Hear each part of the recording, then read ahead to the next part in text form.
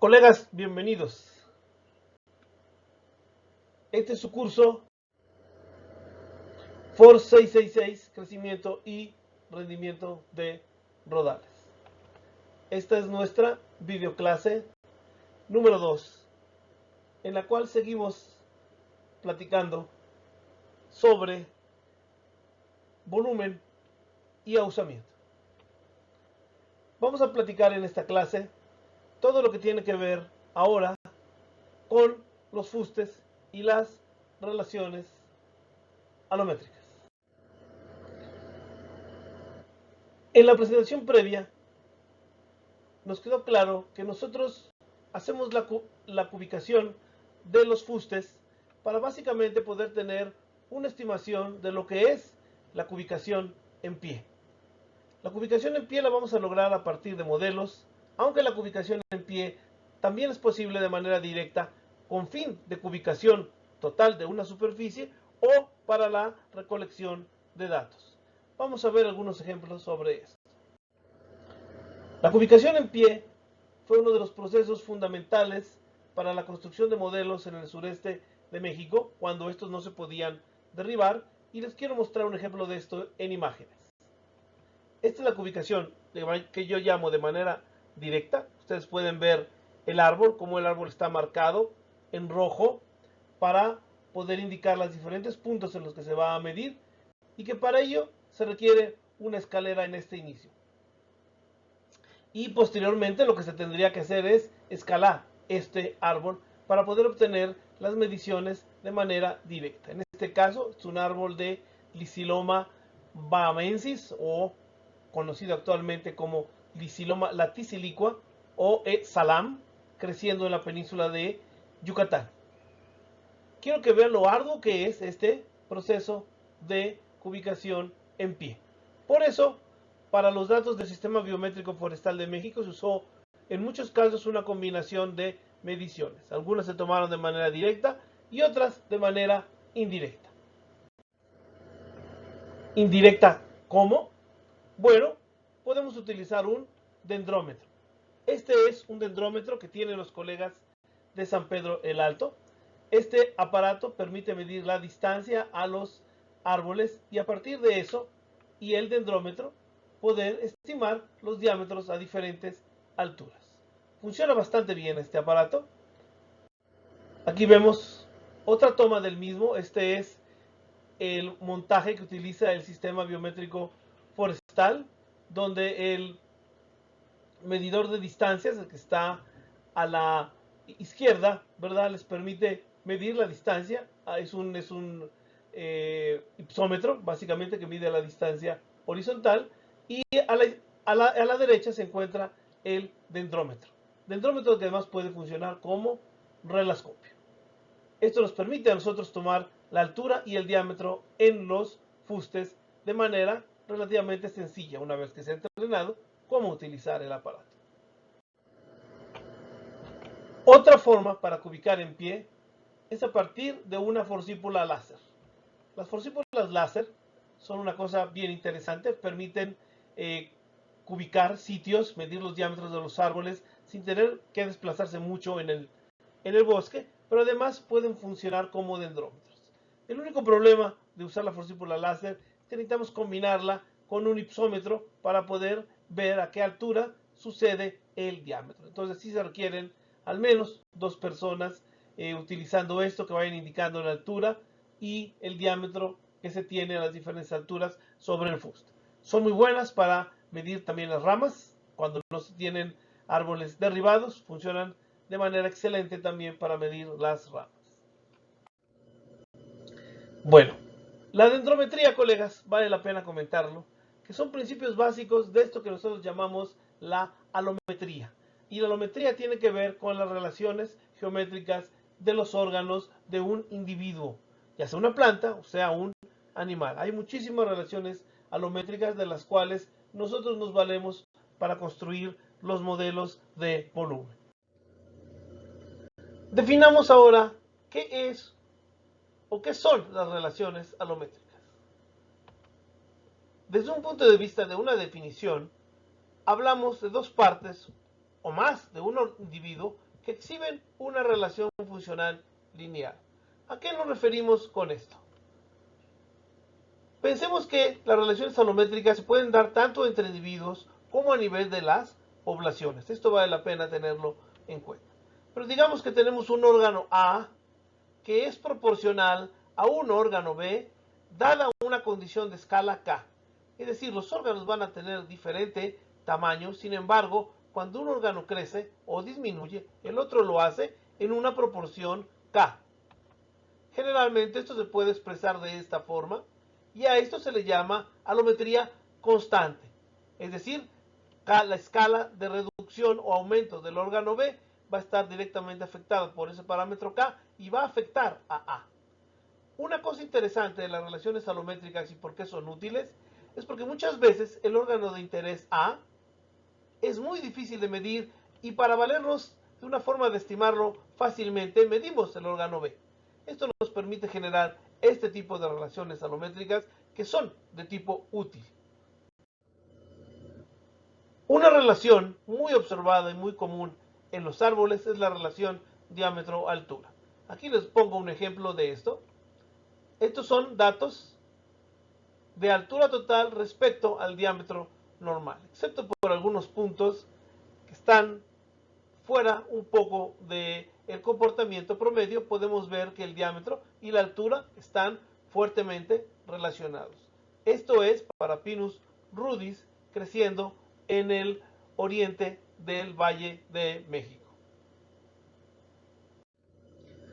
Pero no es la única relación de interés. Pensando en el modelo de forma constante que acabamos de ver, recordemos que la relación diámetro normal contra el volumen es de las más utilizadas para estimar los modelos de volumen. ¿Y por qué lo es? Bueno, básicamente porque el volumen y el diámetro están también fuertemente relacionados. Estos datos pertenecen a los mismos árboles que acabamos de ver, sin embargo, ahora a partir del diámetro normal y el volumen. Un problema vemos que no se ajusta a nuestra idea de una relación alométrica. Es que aquí la relación funcional no es totalmente lineal. Es fuerte, pero no es lineal. Dentro de la teoría básica de las ecuaciones alométricas, tenemos que tener en cuenta lo siguiente. Mucha de la alometría que se estudia es de tipo dimensional, es decir, dos órganos cambiando uno en función del otro. Es el caso más sencillo, ¿verdad? El volumen es una función matemática del diámetro, la altura o la forma, o el volumen a nivel de hectárea en función del área basal, del número de árboles o la altura dominante. Esto es básicamente alometría dimensional. Sin embargo, la alometría también tiene una dimensión temporal. Nadie puede negar que el tiempo afecta la cantidad de biomasa de los seres vivos. Y por eso vale la pena tener en cuenta que existe también una alometría temporal. Y en esta alometría temporal, ¿verdad? El volumen o la biomasa será también una función del tiempo. En este curso vamos a ver ambos. Vamos a ver modelos de alometría dimensional y modelos de alometría temporal. Cuando estamos hablando de la alometría dimensional y estamos pensando en el fuste, quiero que con mucha imaginación piensen que esto es un fuste, ¿verdad? Compuesto de diferentes segmentos, ¿sí? Y que tiene una cierta altura, ¿verdad? Y que tiene un cierto diámetro de tocón y un cierto diámetro normal o diámetro normalizado, con una cierta altura total. Generalmente, cuando nosotros construimos modelos, recurrimos a figuras conocidas mucho más fáciles que este conjunto de volúmenes que son que es el fuste. Es decir, el fuste generalmente se considera una suma de diversos cuerpos geométricos. En este caso, nosotros lo que hacemos para simplificar esa suma de cuerpos geométricos desconocidos es compararla contra un cuerpo geométrico de volumen conocido, en este caso un cilindro. Ese cilindro podría tener el volumen total basado en un diámetro del tocón o un cilindro teórico usando el diámetro normal. Podemos usar ambos casos. En el caso de nosotros, de la parte forestal, generalmente se usa el diámetro normal. ¿Por qué? Porque es mucho más fácil de medir el diámetro normal que el diámetro del tocón. Y además el diámetro del tocón ya tiene un esfuerzo de ahuzamiento y de raíces que hacen sin duda complicado poder hacer esto de manera mucho más precisa. Para ello generamos una hipótesis, ¿verdad? Esta hipótesis nos dice que el volumen de ese fuste debería ser proporcional al volumen que generara ese mismo fuste, pero bajo un cilindro teórico. Eso que ven ustedes ahí, pi entre 4, diámetro total, diámetro del tocón por la altura, es el volumen del cilindro teórico que generaríamos a partir del tocón.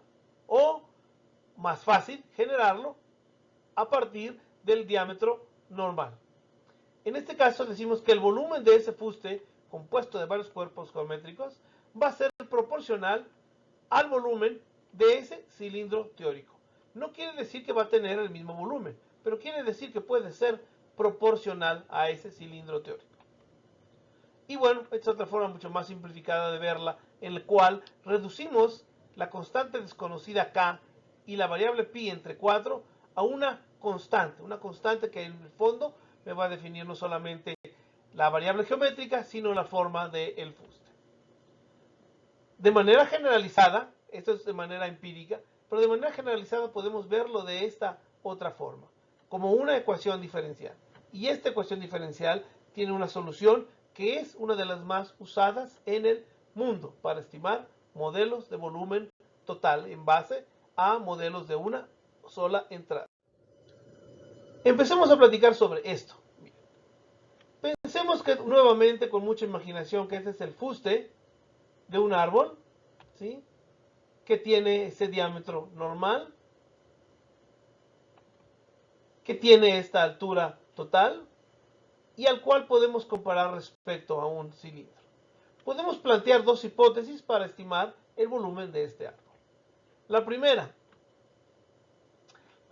es que el volumen, dado que el diámetro y la altura están relacionados, como lo vimos en la gráfica pasada, pues a lo mejor no hay que quebrarnos tanto la cabeza y solo asumir que en base a la medición directa, que es el diámetro, nosotros podemos formular la siguiente hipótesis y decir que el volumen es directamente proporcional al área basal de ese árbol, ¿sí?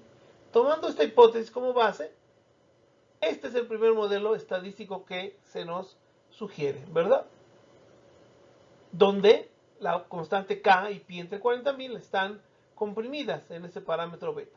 Esto ya está escrito como un modelo estadístico porque tiene su parámetro de error e, ¿sí? La forma más correcta, sin embargo, es asumir que existe un intercepto. ¿Por qué esta es la forma más correcta de asumir esto? Bueno, la explicación básica es porque nuestro diámetro normal tiene una restricción. El diámetro normal solo existe para árboles que tienen una altura mayor de 1.3 metros de altura. Entonces rara vez vamos a encontrar nosotros árboles que tengan un diámetro 0. Van a tener un diámetro muchas veces que no es medible. La mayoría de los modelos de volumen tienen una cosa que se llama diámetro mínimo. ¿Por qué? Porque se considera ¿por qué diámetro mínimo? Porque se considera en muchos casos que el volumen por debajo de cierto diámetro, aunque existe, realmente no es comercial ni relevante para su estimación.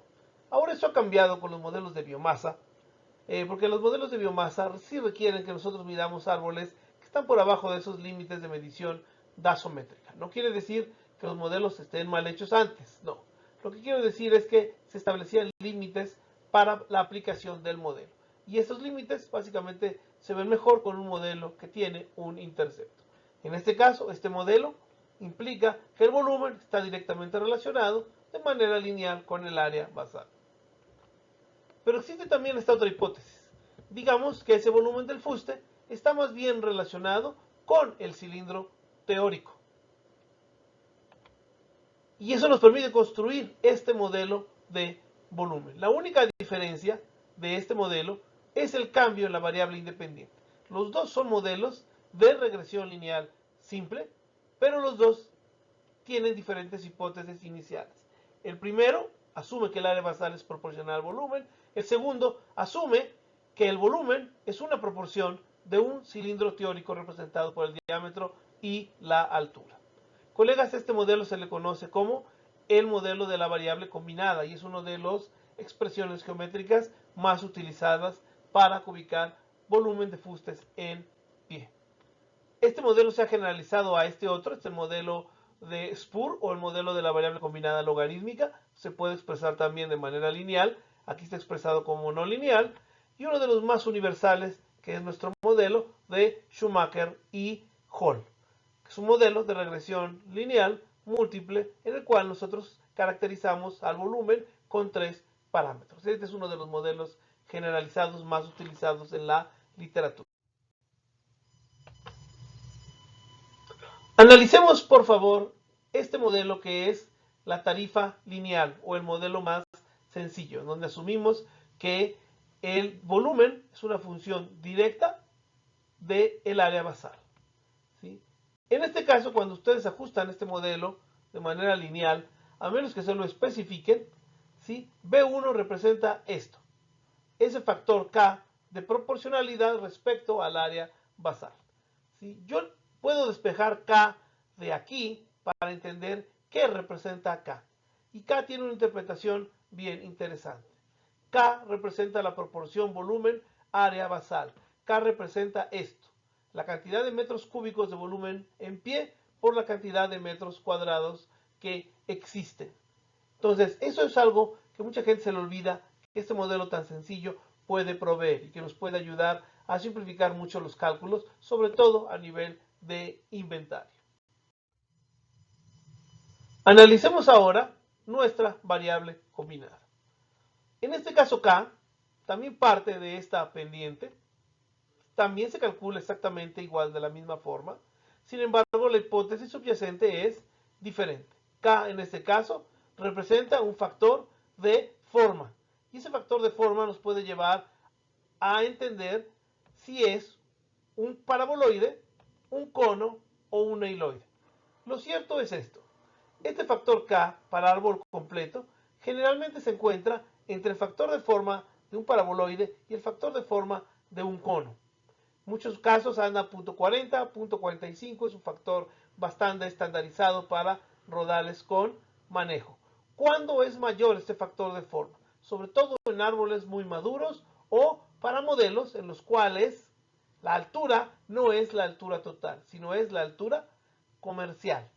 ¿Sí? Colegas, muchas veces la gente se le olvida que cuando tenemos factores mayores a 0.5, realmente estamos hablando de modelos de volumen comercial, en el cual la altura es realmente la altura o de fuste limpio o es la altura a un punto en el cual la copa ya no es relevante. Digo, la copa ya no es relevante para la estimación del volumen, ¿verdad? Entonces eso hay que tenerlo muy en cuenta, sobre todo cuando encuentren modelos cuyos factores de forma son mayores de 0.5. ¿Cuántos modelos existen? Colegas, existe una gran cantidad de modelos para una entrada. Aquí yo les pongo uno de los más usuales. ¿Sí? El modelo de primero que vimos, forma constante. También, sabiendo que el diámetro se relaciona como una parábola, podemos utilizar el modelo polinomio cuadrado o podemos usar nuestra tarifa, que es el tercer modelo. Existe una generalización, sin embargo, que es la más utilizada. Es esta que les pongo aquí abajo. Y esta generalización está derivada a partir de esta ecuación diferencial, que cuando nosotros la resolvemos, vamos a ver los pasos para entender cómo se resuelve esta ecuación diferencial. Esta es nuestra ecuación diferencial, es una ecuación diferencial separable, en el cual tenemos una hipótesis sobre la tasa relativa de volumen respecto al diámetro. Decimos que esa tasa va a variar de esta forma.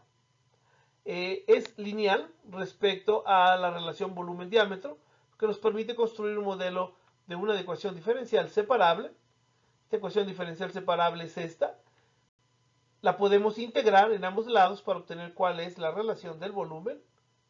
Finalmente vemos esto, ¿verdad? El lado derecho queda como el logaritmo del volumen, abajo el otro lado queda directamente también como el logaritmo del diámetro y una constante. Expresado de esta forma, y luego aplicando el inverso del logaritmo natural, que es nuestra función exponencial, obtenemos este modelo, que generalmente se expresa de esta forma. Recuerden que C es una constante de integración. En este caso, para este modelo, la constante de integración es relevante. ¿Por qué es relevante? Porque establece el punto inicial de escalamiento del modelo. Entonces, en este caso, nuestra constante de integración desconocida pasa a ser uno de los parámetros que nosotros utilizamos para integrar el modelo. Exactamente este mismo razonamiento se utiliza para derivar el modelo de la variable combinada logarítmica, excepto que en ese caso el volumen no es proporcional solo al diámetro, el volumen es proporcional al cilindro teórico, al diámetro al cuadrado por la altura. Los modelos de dos entradas son preferidos por muchas personas porque efectivamente en términos estadísticos son mucho más exactos que los modelos de una entrada. Sin embargo, tienen un problema que a todo el mundo se le olvida, que es la estimación correcta de la altura. Eso es motivo de otra plática, pero hay que tenerlo en cuenta, ¿sí? En este curso, estos son los modelos de dos entradas más comunes que vamos a utilizar. Y no son los únicos. Yo los invito a que revisen muchísimos más modelos. Pero creo que esta gama de modelos es suficientemente buena y probada como eficaz para los fines de cubicación del modelo de volumen total. Ahora, para ajustar estos modelos, tanto los modelos de una sola entrada como los modelos de dos entradas, nos vamos a valer de regresión. La regresión implica que nosotros vamos a minimizar la diferencia entre el valor observado y el valor estimado para poder saber cuál es el valor de los parámetros desconocidos. Esto se hace a partir del criterio de mínimos cuadrados ordinarios, en los cuales yo estoy aquí hablando de la función lineal. Esta es nuestra función lineal, ese es nuestro error, esa es la función que yo quiero estimar, donde beta 0 y beta 1, vean los gorritos que tienen, son los parámetros estimados sobre esa población. ¿Cuál es la estrategia? Bueno, la estrategia aquí es bien sencilla, ¿verdad? Las diferencias al cuadrado entre el modelo y el valor observado, busco yo minimizarlas. Y al minimizarlas, yo voy a obtener valores para beta 0 y beta 1 que me garantizan que esas diferencias entre el valor observado y el valor predicho sean mínimas. Ahora, esto que estamos haciendo es válido tanto para modelos lineales como no lineales. En este caso, veamos este modelo no lineal, modelo Schumacher. Tenemos dos opciones. Uno, lo ajustamos con mínimos cuadrados no lineales. O dos, lo ajustamos al linealizarlo. Y esto, para ello necesitamos aplicar las reglas de los logaritmos. Voy a empezar. Sacamos el logaritmo de ambos lados. Luego aplicamos la regla de los logaritmos al producto. Nos queda esto. Finalmente esto, y este modelo ya es un modelo lineal que se puede ajustar con mínimos cuadrados no lineales y regresión lineal múltiple. Simplemente hay que tener mucho cuidado entendiendo que aunque el modelo matemáticamente es el mismo, estadísticamente no lo es. No es lo mismo minimizar las diferencias del logaritmo del volumen que las diferencias del volumen total. Entonces, mucho cuidado cuando ustedes estén tratando luego de comparar ajustes hechos de manera lineal con modelos ajustados de manera no lineal.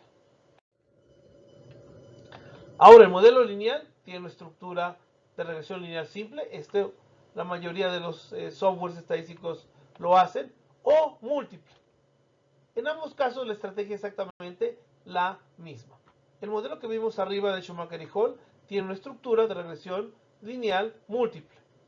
El modelo no lineal, que es este caso, ya no cabe en esa categoría de modelo, bueno, cabe en la categoría de modelo no lineal, ya sea simple o múltiple, porque sus parámetros están estimados de manera no lineal. Sin embargo, la estrategia de ajuste es exactamente la misma, con una desventaja. En un modelo lineal, la solución siempre es única. En un modelo no lineal, la solución es asintótica y tiende a ser única, pero no tenemos casi nunca certeza de eso. Entonces hay que tener mucho cuidado cuando analizamos nosotros los modelos con estructuras no lineales. Para esto y para ser juiciosos, necesitan ustedes conocer perfectamente su modelo, saber qué valores puede tomar para poder empezar con buenos valores iniciales. Esta es una parte con la que quiero terminar esta segunda videoclase, que es la elección de la muestra. Quiero mostrarles un ejemplo. Este es un estudio muy amplio en el sureste mexicano, donde se evaluaron diferentes árboles de varias especies de eucalipto para generar un modelo regional. Quiero que vean que se tienen 440 árboles de eucalipto, y aquí tenemos nosotros el número de árbol, y tenemos los diámetros, y tenemos las alturas. Ahí están las clases de altura y las clases diamétricas. Y nuestra estructura es más o menos esta. Cuando construimos modelos de volumen, hay que entender que existe un rango en el cual los modelos de volumen pueden actuar. En este caso, este sería el rango en el cual estos modelos pueden actuar y estimar adecuadamente el volumen. ¿Sí? Yo puedo estimar el volumen para un árbol que tenga 30 centímetros de diámetro, como lo ven ustedes ahí, pero rara vez encontrarán ustedes un árbol que tenga 10 metros de altura y 30 centímetros de diámetro. Sus fórmulas se los pueden estimar, sin embargo van a estar fuera del rango de estimación. Los modelos antiguamente de volumen eran muy gráficos respecto a esto. ¿Por qué? Porque los modelos antiguamente se expresaban de manera tabular. ¿A qué me refiero con estos? La mayoría de los modelos de dos entradas se les define en la literatura antigua forestal como tablas de volúmenes. ¿A qué me refiero con tablas de volúmenes? A que se escribían de esta forma. La altura se caracterizaba en metros, en categorías, y el diámetro también en categorías. Las partes blancas que ven ustedes en esa tabla son los diámetros, en los cuales están estimados con mi tamaño de muestra. Todos los que están en azul se consideran volúmenes fuera de rango, y los que están en amarillo son modelos también fuera de rango, pero que son relativamente plausibles para el tipo de modelo construido. Es un modelo relativamente viejito de Pinus patula creciendo en Chignahuapan, y este fue uno de los primeros modelos que tuve la oportunidad de construir hace más de 30 años. Esta es la forma clásica en la que se presentan las ecuaciones de volumen. Hay que tener mucho cuidado siempre que veamos los datos. ¿Por qué? Porque esto sería adecuado que nuestro modelo tuviera restricciones de algún tipo, restricciones relacionadas con este tipo de condiciones de los datos. Entender cuánto se están haciendo estimaciones fuera del rango. Ahora, estamos hablando de el tamaño de muestra. La pregunta es, ¿qué tan grande tiene que ser la muestra para construir un modelo de volumen? Colegas, en internet encontré la siguiente definición que me gustaría platicar con ustedes. Vale la pena comentar que el tamaño de muestra en regresión no es igual al tamaño de muestra que se obtiene bajo inventarios. Eso es algo que no me canso yo de repetirle a la gente, aunque la gente luego me tire los modelos y las ecuaciones para estimar el tamaño de muestra usando la media centrada. Sus tamaños de muestra siempre van a ser sobrados. Es decir, siempre van a terminar estimando más muestra que la que necesita. Encontré en la literatura en internet esta recomendación. Aquí pongo la lectura en inglés por si les interesa, ¿sí? Pero básicamente la lectura en español es relevante.